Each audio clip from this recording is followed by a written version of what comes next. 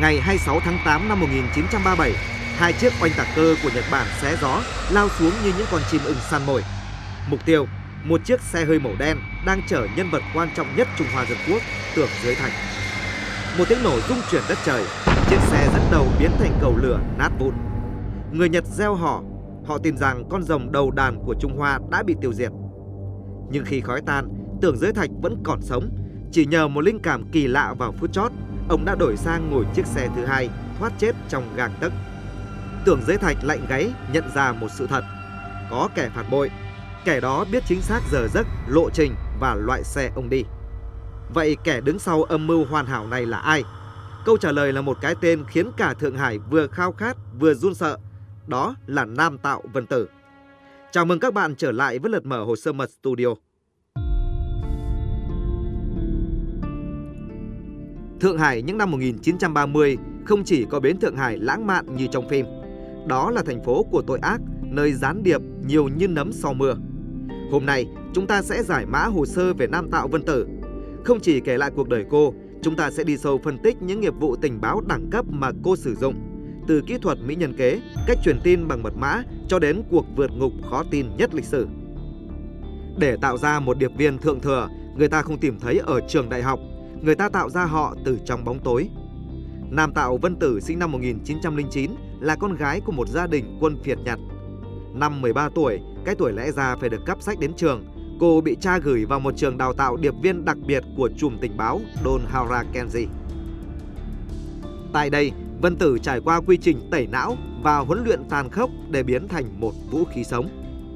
Cô học những gì? Thứ nhất, đó là kỹ thuật bắn súng. Cô có thể bắn trúng hồng tâm bằng cả hai tay, thậm chí khi đang di chuyển. Thứ hai, nghệ thuật hóa trang. Không chỉ là thay quần áo, cô học cách thay đổi dáng đi, giọng nói, cách cầm ly rượu sao cho giống một quý bà, hay cách cúi đầu rụt rè của một cô gái nghèo. Thứ ba là khả năng chịu đựng. Các học viên phải trải qua các bài tập chịu đòn roi tra tấn mà không được tiết lộ danh tính. Và đáng sợ nhất là độc dược học. Cô biết cách dùng bao nhiêu mg cyanua để giết người ngay lập tức, hoặc dùng loại độc nào để nạn nhân chết từ từ giống như bị bệnh tim. Nhưng kỹ năng nguy hiểm nhất của Vân Tử không nằm ở súng đạn, đó là kỹ năng đọc nguội và thao túng tâm lý. Cô được dạy cách nhìn vào mắt đối phương để biết họ đang khao khát điều gì, tiền bạc, quyền lực hay tình dục, để rồi dùng chính thứ đó làm mồi nhử. Năm 1929, sau khi tốt nghiệp với thành tích xuất sắc, vũ khí ấy được tung vào Trung Quốc dưới cái tên giả Liệu Nhã Quyền. Trở lại Trung Quốc, Vân Tử không vội vàng hành động. Cô đóng vai một cô gái nhà lành nghèo khó để xin vào làm phục vụ tại các tụ điểm ăn chơi của các quan chức quốc dân đảng ở Nam Kinh. Tại đây, cô đã nhắm trúng một con mồi lớn, Hoàng Tuấn, phó thư ký cơ mật của Tưởng Giới Thạch. Làm sao cô tiếp cận được ông ta? Không phải bằng sự lả lơi rẻ tiền, Vân Tử sử dụng chiến thuật mưa dầm thấm lâu. Cô đóng vai một người biết lắng nghe, và Hoàng Tuấn, một quan chức chịu nhiều áp lực, bỗng tìm thấy một tri kỷ hiểu rõ nỗi lòng của mình. Từ những câu chuyện bâng quơ, ông ta bắt đầu mất cảnh giác. Hãy chú ý chi tiết này. Đây là cách Vân Tử lấy tin tức mà không cần kề dao vào cổ. Hoàng Tuấn thường mang cặp tài liệu về nhà. Lợi dụng lúc ông ta ngủ say hoặc đi tắm, Vân Tử sử dụng một loại máy ảnh siêu nhỏ, thời bấy giờ là công nghệ tối tân, được giấu trong hộp phấn trang điểm để chụp lại các bản đồ phòng thủ. Hoặc đôi khi cô dùng kỹ thuật cổ điển hơn, sao chép chìa khóa két sắt bằng dấu sáp nến được giấu trong lòng bàn tay. Vậy những thông tin này được chuyển ra ngoài bằng cách nào? Cô không dại dột gặp trực tiếp liên lạc viên, mà Vân Tử dùng mực tàng hình. Cô viết báo cáo bằng nước cơm hoặc nước chanh lên những tờ giấy gói quà bình thường.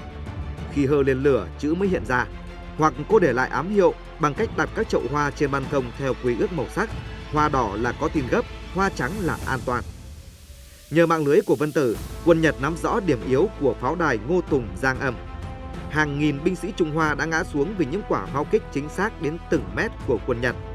Tất cả bắt nguồn từ những buổi tối lãng mạn bên ly rượu vang của cô điệp viên xinh đẹp. Nhưng vỏ quýt dày có móng tay nhọn. Sau vụ ám sát hụt Tưởng Giới Thạch, Đới Lạp, người được mệnh danh là vua mật vụ Trung Hoa, kẻ khiến giang hồ nghe tên đã khiếp vía, trực tiếp vào cuộc. Ông rà soát lại tất cả những người biết lịch trình của Tưởng Giới Thạch. Chỉ có 3 người, 2 người kia đều có bằng chứng ngoại phạm sắt đá, chỉ còn Hoàng Tuấn.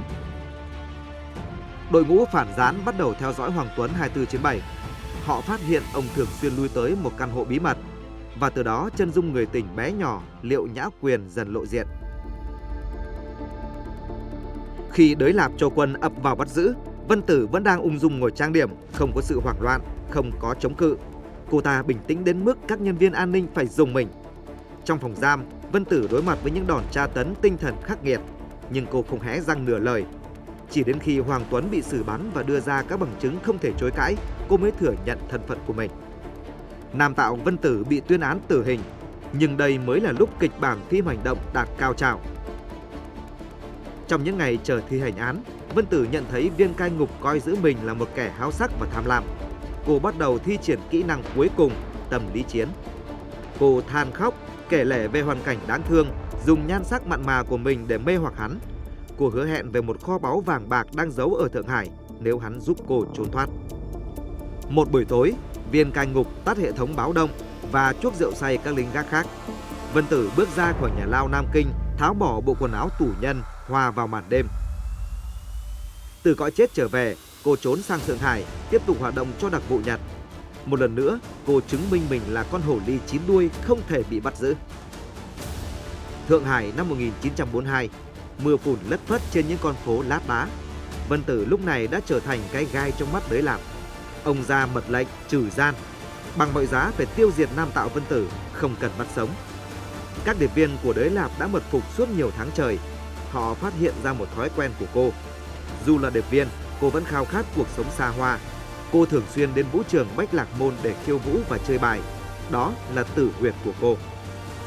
Đêm tháng 4 năm 1942, Vân Tử bước ra khỏi cửa vũ trường. Cô mặc một bộ sườn xám gấm hoa, khoác áo lông, tay cầm sắc nhỏ. Vẻ đẹp kiêu sa ấy nổi bật giữa đám đông. Cô vẫy tay gọi một chiếc xe kéo. Người phu xe đội nón lá cúi thấp đầu, nhanh chóng chạy tới hạ cảng xe xuống. Nhưng có gì đó không ổn. Vân Tử với bản năng của một con sói chợt nhận ra đôi tay của người phu xe này không hề chai sạn như người lao động. Cô giật mình, tay thỏ nhanh vào túi xách định rút khẩu súng. Nhưng 3 phát súng từ người phu xe thực chất là một sát thủ của Đới Lạp đã nhanh hơn cô một nhịp. Nam tạo Vân Tử ngã gục xuống vỉa hè ướt mưa, máu nhuộm đỏ bộ sườn xám. Người sát thủ nhanh chóng biến mất vào bóng tối, để lại đóa hồng đen nằm cô độc dưới ánh đèn đường hiu hắt. Năm đó cô mới 33 tuổi, kết thúc một cuộc đời đầy rẫy mưu mô, giả dối và tội ác. Cái chết của nam tạo Vân Tử là dấu chấm hết trong một huyền thoại tình báo, nhưng nó mở ra cho chúng ta nhiều suy ngẫm. Vân Tử là thủ phạm gây ra cái chết của hàng ngàn người, điều đó không thể chối cãi.